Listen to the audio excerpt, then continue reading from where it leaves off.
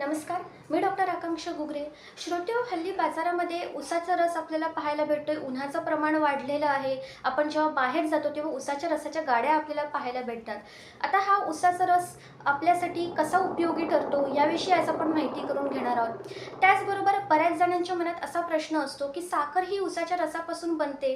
मग साखर जर वाईट असेल तर उसाचा रस कसा काय उपयोगी ठरेल? तर ह्याविषयी देखील आज आपण थोडक्यात माहिती करून घेणार आहोत. सगळ्यात पहिले आपण पाहूया की साखर जरी हानिकारक असली तरी उसाचा रस हा हानिकारक नाही. याच्या मागचं कारण नेमकं काय आहे?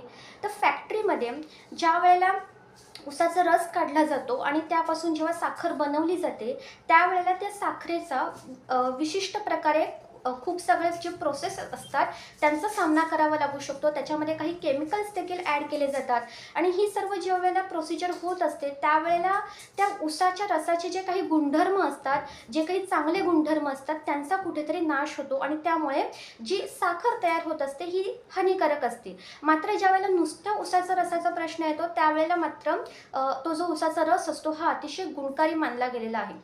हा जो उसाचा रस असतो याचे फायदे नेमके काय असतात? तर उसाच्या रसामध्ये आयर्न, कॅल्शियम, मॅग्नेशियम, फॉस्फरस असे अनेक घटक आपल्याला पाहायला भेटतात. त्याच्यामध्ये आयर्न असतं त्यामुळे ॲनिमियाच्या पेशंटसाठी देखील अत्यंत उपयुक्त आहे. कॅलरीज ज्या असतात ह्या उसाच्या रसामध्ये थोड्या जास्त प्रमाणात असतात.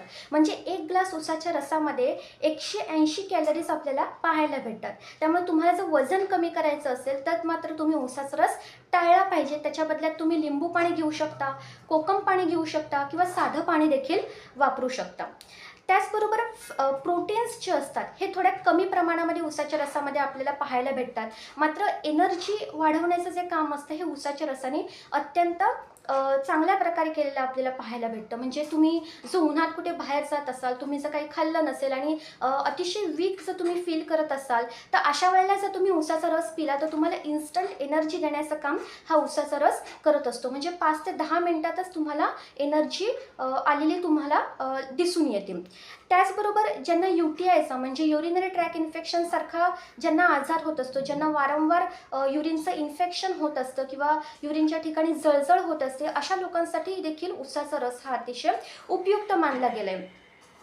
त्याचबरोबर ज्यांना वीकनेस जाणवतो, ज्यांचं आजारपण एखाद्या आजारातनं जे लोक उठलेले असतात अशा लोकांसाठी देखील उसाचा रस अतिशय उपयुक्त आहे. ज्यांना कावीळ झालेली असते म्हणजे जॉन्डिस झालेला असतो किंवा पिलिया ज्याला आपण म्हणतो, अशा लोकांसाठी देखील उसाचा रस हा अतिशय उपयुक्त आहे. मात्र अशा लोकांसाठी ज्यावेळेला तुम्ही उसाचा रस घेता त्यावेळेला फक्त तो बिना बर्फाचा असला पाहिजे आणि ताजा असला पाहिजे. त्याचबरोबर तुमची जी पचनशक्ती असते ही देखील इम्प्रूव्ह करायला उसाच्या रसाने मदत भेटते. त्याचबरोबर कॅल्शियम, फॉस्फरस आणि मॅग्नेशियम सारखे घटक उसाच्या रसामध्ये आपल्याला आढळून येतात. त्यामुळे तुमचे जे दात असतात किंवा तुमची जी हाडं असतात यांच्यासाठी देखील उसाचा रस अतिशय उपयुक्त ठरून येतो. आता तुमच्या मनात असा प्रश्न येईल की उसाचा रस तर गोड असतो, मग दातांसाठी उपयुक्त कसा?